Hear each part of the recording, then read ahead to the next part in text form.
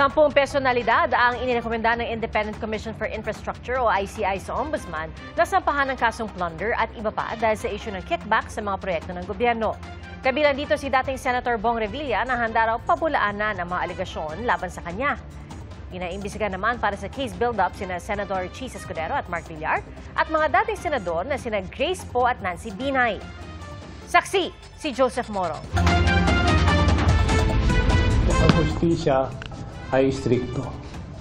Sa ikawalong referral nito sa Ombudsman, 10 ang inirekomenda ng Independent Commission for Infrastructure o ICI na kasuhan ng plunder, direct o indirect bribery at corruption of public officials. Kabilang dyan si dating Senador Bong Revilla. Ilan sa mga pinagbasehan ng rekomendasyon ng ICI ay yung mga sinumpaang salaysay ni dating DPWH Undersecretary Roberto Bernardo na isinumite niya sa komisyon. Why did we give weight on the affidavit of Yusek Bernardo? Well,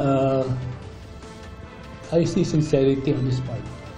Nung humarap sa Senado si dating DPWH Undersecretary Roberto Bernardo, sinabi niyang personal siya naghatid ng kahong-kahong pera na nagkakahalaga ng 125 million pesos kay Revilla sa bahay nito sa Cavite noong 2024. Iba pa raw yan sa 250 million pesos na hinatid rin daw niya sa bahay ni Revilla bago magsimula ang kampanya para sa 2025 elections.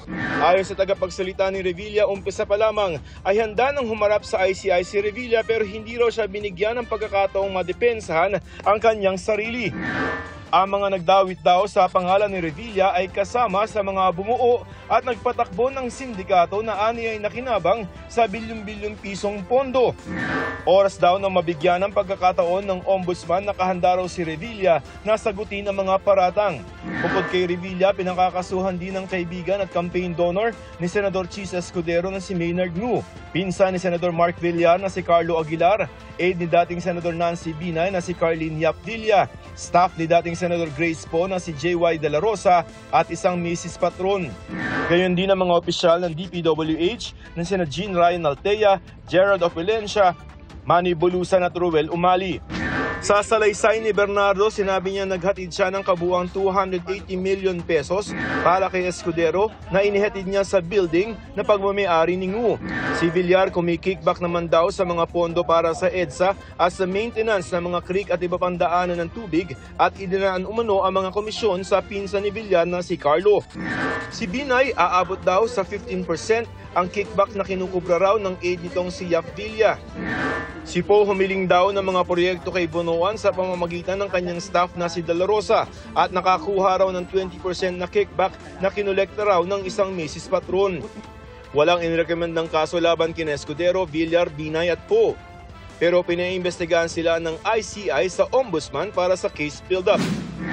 Ayon kay Poe, ang rekomendasyon ng ICI na i-refer siya para sa investigasyon ng Ombudsman ay patunay na hindi sapat ang ebidensya para sampahan siya ng reklamo. Sinisikap pa namin makuha ang pahayag ni Escudero, Villar at Binay pero dati na nilang itinanggi ang mga paratang ni Bernardo. Sinisikap din namin makuha ang panig ng iba pang nabanggit sa ICI referral. Nagsumite naman ng dagdag na ebidensya ang ICI sa Ombudsman laban kina dating ako Bicol Representative Saldico, dating DPWH Secretary Manuel Bonoan, dating DPWH Undersecretary Catalina Cabral, Bernardo, COA Commissioner Mario Lipana, mga dating DPWH engineer na sina Henry Alcantara, Bryce Hernandez at JP Mendoza. Sinisikap din namin makuha ang kanilang panig. Ayon kay Senate President Pro Tempore Ping Lacson, base sa updated report na ipinasa ng DPWH sa Blue Ribbon Committee, aabot sa 79 billion pesos ang nawala sa kaban ng bayan dahil sa ghost flood control projects mula noong 2016. Lumalabas parang 494 ang total. Not 600 plus. 494 ghost projects out of 13,000 projects. Sa halagang yan, pwede na sana makapagpatayo ng 22,000 hanggang 50,000 mga classroom o mahigit 2,000 4-story 12 classroom school buildings base sa average na presyo ng mga ito ngayon. Sa gitna ng bilyon-bilyong pisong nasayang na pondo dahil sa katiwalian, tiniyak ni Finance Committee Chairman Senator Win Gatchalian na wala na makalulusot na anumang ghost project sa 2026 General Appropriations Bill. Para sa GMA Integrated News, ako si Joseph Morong, ang inyong saksi. Sa isang pahayag, sinabi naman ni Senator Mark Villar na ang desisyon ng ICI na i-refer ang kanyang kaso sa Ombudsman ay patunay na walang basihan ang mga alegasyon laban sa kanya. Handa raw siyang sumailalim sa investigasyon ng Ombudsman. Mga kapuso, maging una sa saksi. Mag-subscribe sa GMA Integrated News sa YouTube para sa iba't ibang balita.